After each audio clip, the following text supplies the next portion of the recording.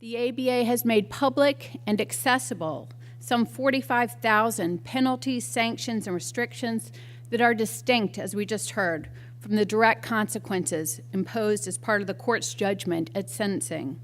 This has huge implications for defendants and for policy that could help reform our field. There are so many lives at stake here.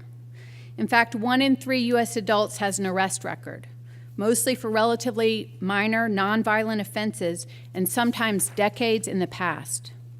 The long-term, sometimes lifetime impact of a criminal record is going to keep many people from obtaining employment, accessing housing, higher education, loans and credit, even if they've paid their dues, turned their lives around, are qualified and unlikely to reoffend.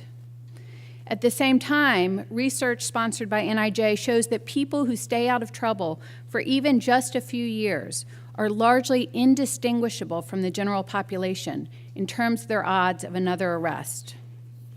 Now, of course, individuals need to be held accountable for their actions.